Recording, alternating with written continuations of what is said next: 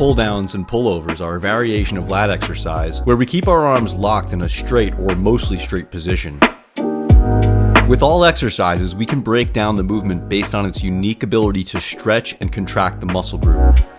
Seeing as the stretch and contracted part of the lift have unique benefits for promoting muscle growth, we can identify the tension profile of the many variations of this movement. Take the pullover for example. We know that the pullover has an excellent stretch at the bottom but lacks tension at the very top, the peak contraction.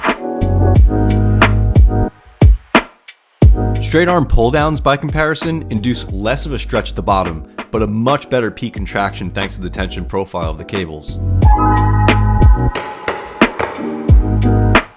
There are two variations of pull down that I typically recommend, the lat prayer and the rope attachment version, which we are demoing today. Notice that the lat prayer has a hard stop where the bar meets our torso. While you still get a great contraction here, we can go a bit deeper. With the rope or long handle attachment, we can drive down beyond where we would normally meet our torso, allowing a deeper contraction at the top.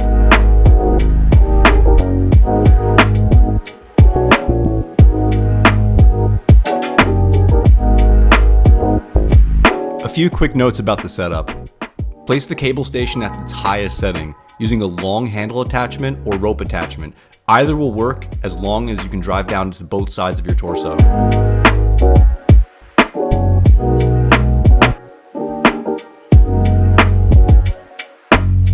Stand back just far enough away such that when bent at the hip and when your arms are fully extended, there is still tension in the cable pulling your lats into a stretch.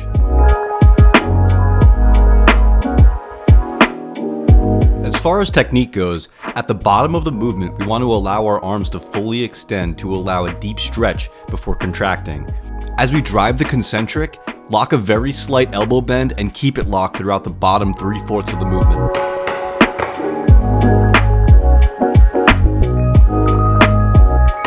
Some people may find that they contract their backs best without any movement of the torso. Some minor movement is totally fine as long as it's in service of stretching the lats at the top and squeezing them at the bottom, but avoid too much movement.